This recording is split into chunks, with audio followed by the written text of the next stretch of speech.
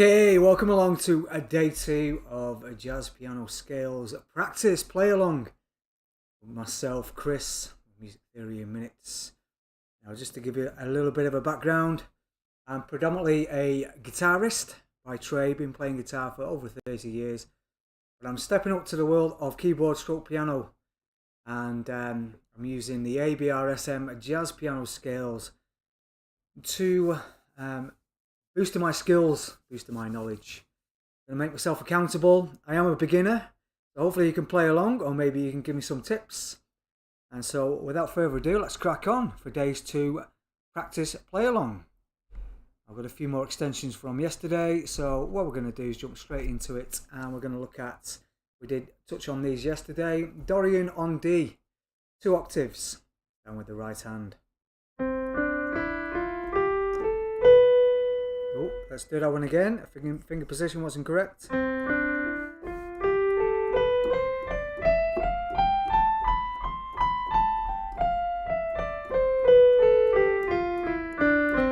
Just realised that's not Dorian on D. That wasn't on the D note. So what I'm going to do is let's play that correctly on a D note, shall we? Okay, like I say, I'm getting vulnerable here because I'm quite new to keyboard, but I love it.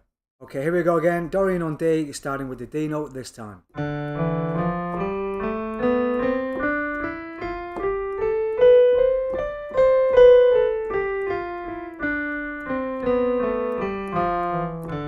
Okay, slight little pause on the descend.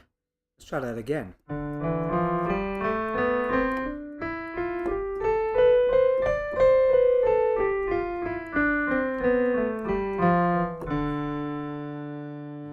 Excellent. Oh, good. Starting with the left hand this time. Not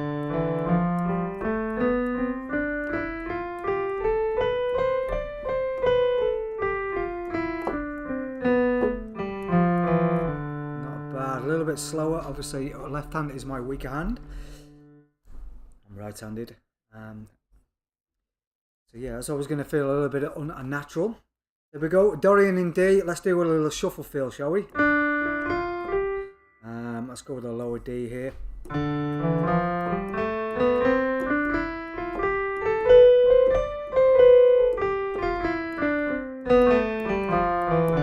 Nice. And the overall idea behind this is, as part of the Jazz ABRSM certificate qualification, you do have an improvise as well over the top. And that's something I want to do, is get more into improvisation. It's something I'm competent at as a guitarist, something I like doing as a guitarist, especially with certain scales and pentatonic scales, etc. And I want to be able to do that with a keyboard. So that's really what the practice is all about, starting from today. And plus I want to keep accountable and log my progress on a daily basis. Okay, shuffle feel a little bit slower with the left hand.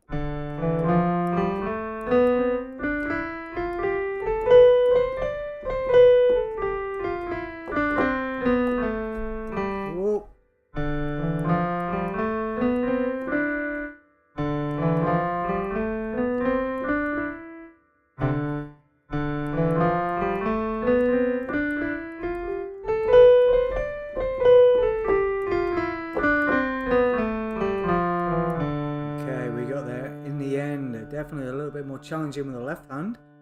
Don't mind making mistakes, that's what we're here for. That's how we gauge, or that's how I gauge my progress anyway.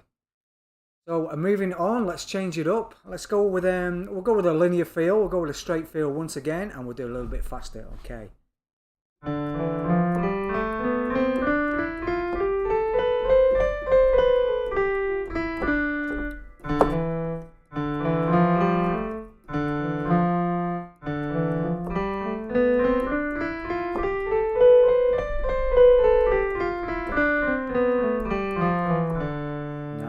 Any of you out there that maybe well versed on the keyboard or piano, have been practicing or playing for a long time, you got any tips or tricks, let me know in the chat. Every single little bit helps along the way, for sure. And right now, because I'm quite new, I need the help.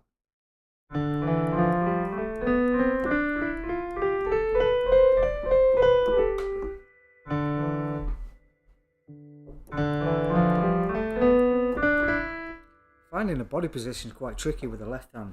I need to, because you want to get one central position where you can use both hands quite equally. Let's start with a lower bass clef range, shall we?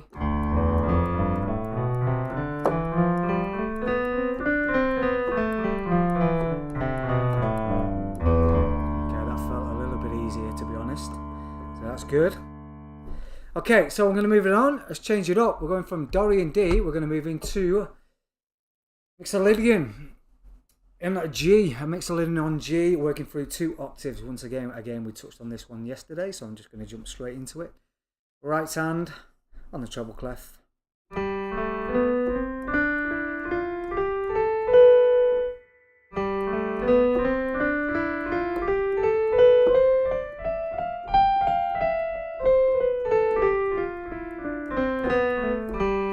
The goals for this week for me are going to be a nice kind of milestone. Will be able to play these scales for the first time without any mistakes. I'm not too bothered about the tempo, but if I can jump into them for the first time and get them nice and clear without any mistakes, that's making progress. Okay, let's work with the bass clef.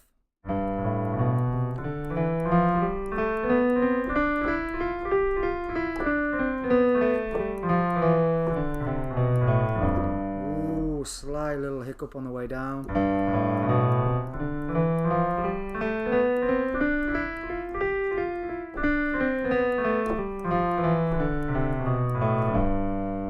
Okay, that felt good.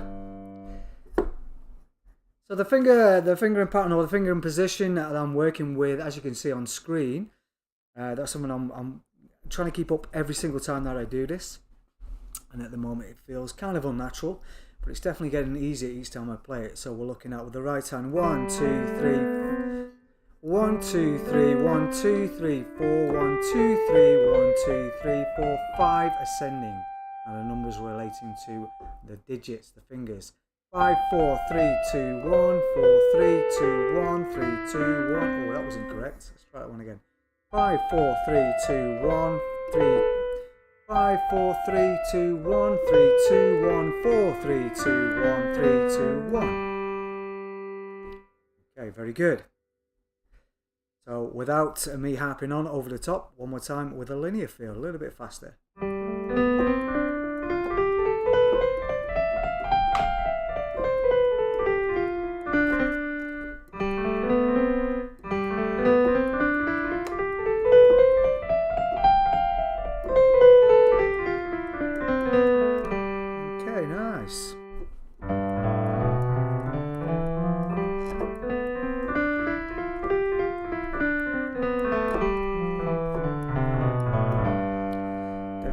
Challenging with the left hand, but I can see why it's positioned that way or why it's laid out that way.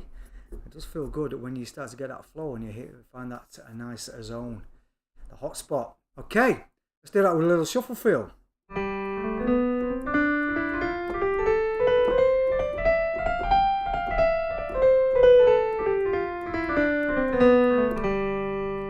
Choice.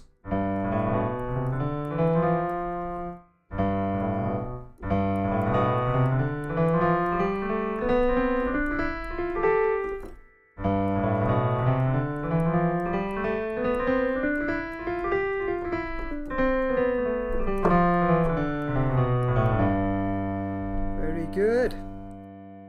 So maybe some of you watching, you might use these on the regular. The great thing is that we're introducing me to modes as well on the keyboard. Mixolydian and Dorian, etc. So it's a nice use of these as well as an improvisation tool. Are these something that you use on the regular?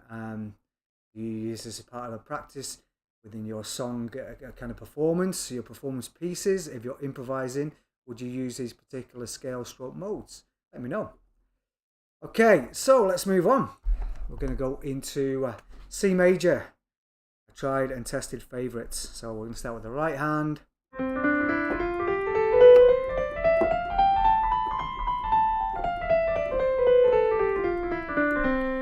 Nice. Now this is probably the scale that I've played the most over my time as a beginner keyboardist. Again, the left hand's a little bit more challenging, but that's all good. Okay, this is with 2 octaves, using the same fingering pattern.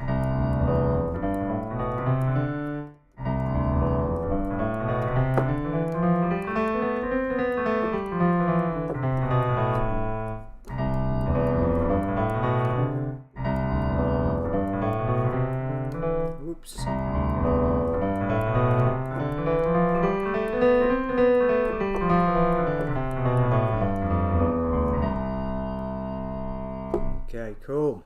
Now with the shuffle feel. Very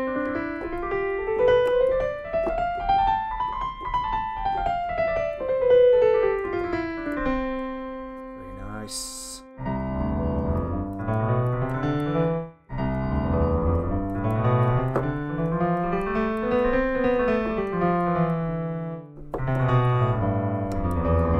Okay, that wasn't quite correct.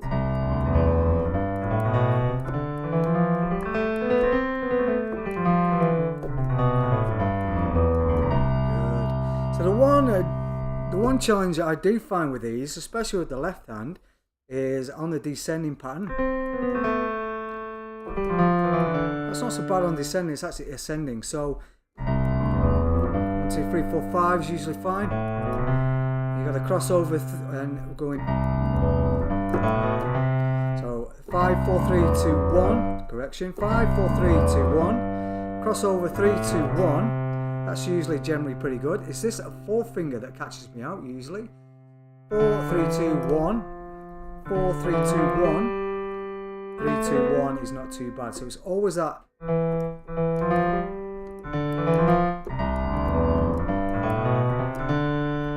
So in this case, on the D, it's always that fourth finger crossover. Kind of stumbles, it trips me up a little bit.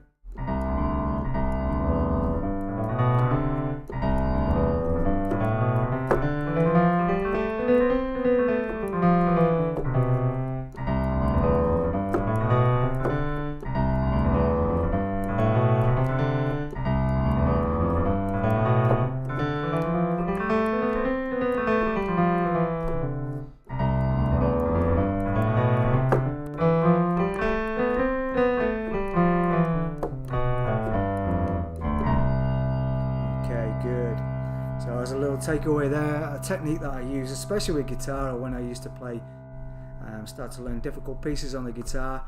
If I'm finding them challenging, I'm applying the same principle of slowing down, hopefully overcome that problem.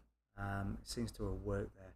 Okay, very nice. Let's move on to the next section. We've got 7 in total today, and I'm just going to be rolling through these throughout the first week. We're on day 2, so now we're looking at major pentatonics. I love the pentatonic scale.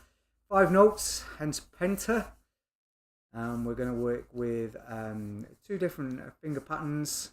We're going to start on the treble clef, and we've got the notes of C, D, E, G, and A. Okay, and we're going 1, 2, 3, 4. So we've got. Start that again. So 1, 2, 3, 4, 5 is the fingers we're going to use. Essentially, we're missing out the F note there. And it gives you 5 notes of your C major pentatonic. Okay, then we'll do that again with the finger position number 2 below. This is where we start with our second finger, and we've got a crossover effect on the 3rd notes. And then we'll move into 4, 5. So we've got. Just feel quite nice. I imagine that if you're working through different octaves of that C major pentatonic, that would come in very handy.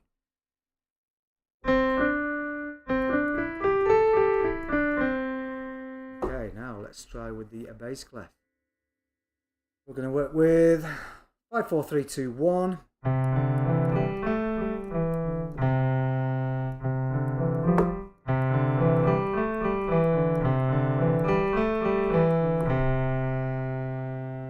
So now we've got a crossover, which is now on the 4th note, which is going to be the G, and that's where we're going to place finger number 2 or our thumb, and then we're going to move over with the crossover to finger number 2. Oh,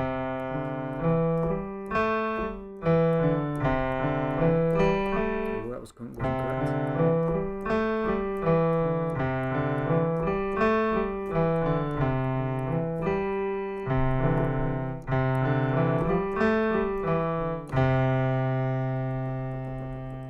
Okay, a little shuffle feel.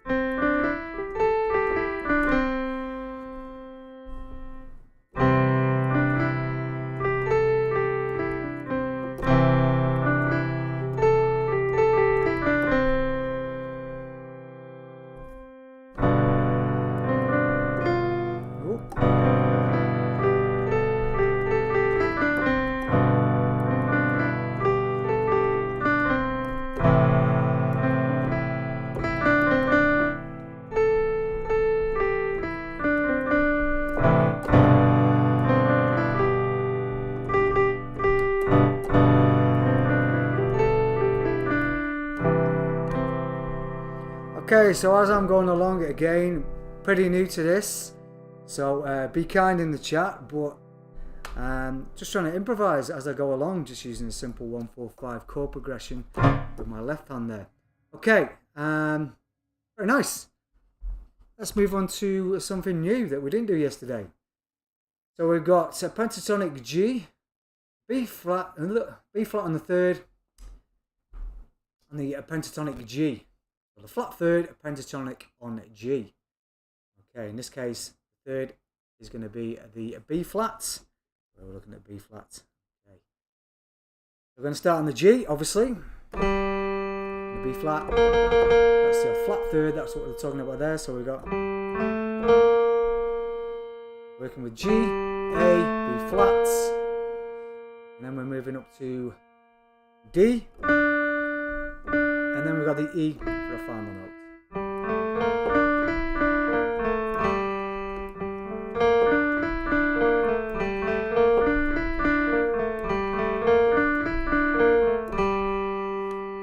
Okay, let's try this time with the crossover of 2 and 1.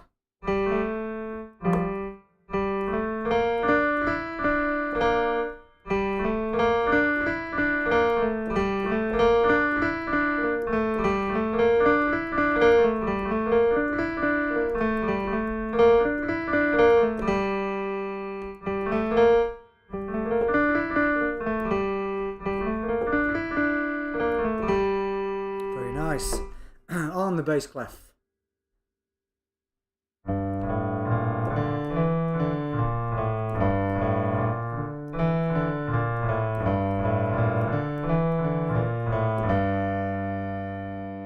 And with the crossover, this time is going to be on the D.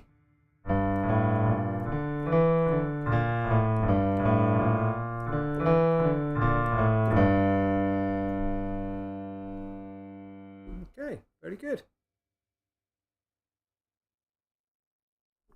So I'm going to move on to the next one. Time is running thin today. Time is running short. So now we've got the G major. We're working at this time with, so we've done 2 pentatonics. We've done 3 double scale octaves. We've done 2 pentatonics. And now we've got arpeggios. Okay, arpeggio, simply put, is the notes that make up the chords, certain chords, okay? In this case being the first, the third, the fifth, and the eighth. Okay, so we've got a G major chord, if we look at that one. Made up of the notes G, we've got a B, and we've got a D. We're going for a full octave, and we're including that tonic note twice. We've got the high range G there as well. Definitely got to train the stretch in my fingers there. Okay, so let's work through these as individual notes, giving it that arpeggio feel. So we've got G, and then we've got D. Correction. We've got G, we've got a B, we've got a D, and then we've got a G again.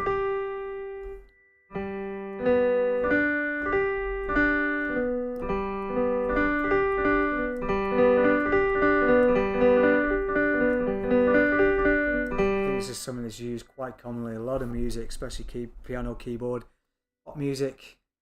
The likes of Adele springs to mind. Okay, Coldplay, all that kind of stuff.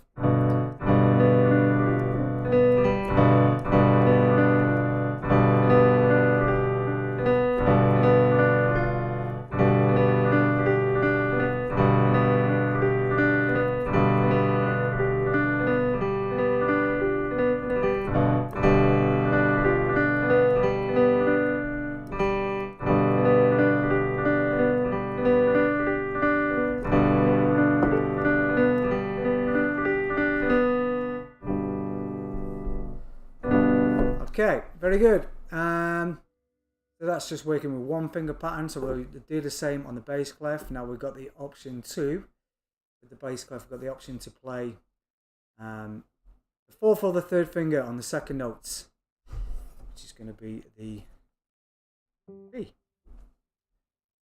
So in my case, let's see what works better. So I'm going to work with the third finger.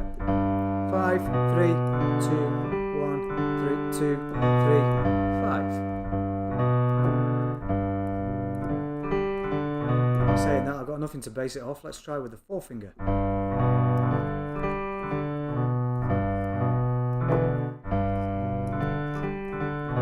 I think I'll stick with the third finger for now. Okay.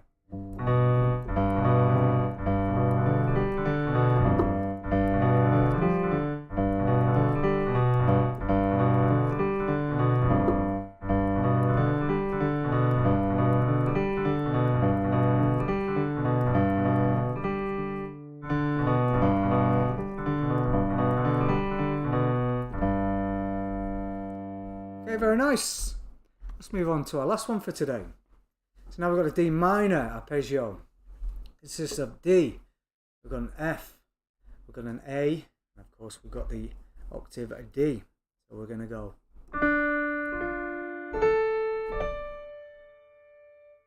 D minor as a chord. As a triad chord. Okay. The full octave.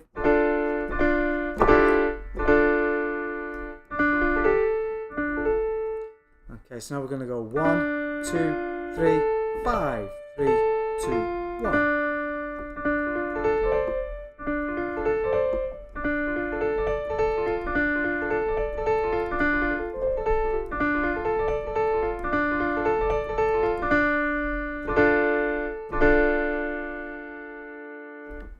Okay, and with the bass clef, start with 5, we'll go to a 3, 2 and 1.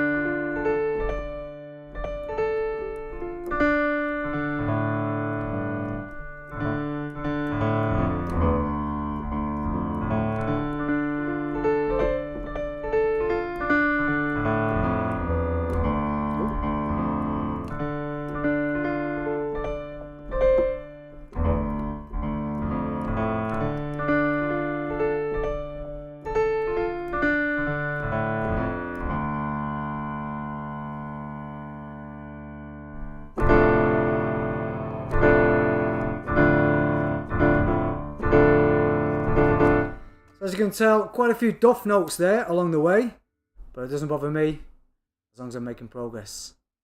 So let me know, are you looking to improve your keyboard and piano as well? Do you want to play along with me? I'm going to try and do this on a regular basis. We can get vulnerable together. Okay, it doesn't bother me, like I say. I'm more of a guitar player, but I'm going to step into the world of piano and keyboard. It's always good to push yourself. Make yourself accountable. I'll be streaming, or you can watch these as a recorded video, or you can join me live, hopefully on a daily basis. And this is work for me, is working towards my ABRSM jazz piano grading, also improvisation. I'm also a working DJ as well, and I'd love to be able to boost up my sets, my live sets, by playing keyboard over the top and doing it by ear, by the use of different scales, pentatonic, etc., over the top of songs I'm playing at the time. Okay, there you go. Hope you enjoyed it today. I'll be back tomorrow for some more. I've been Chris, you've been fantastic, and don't stop the music.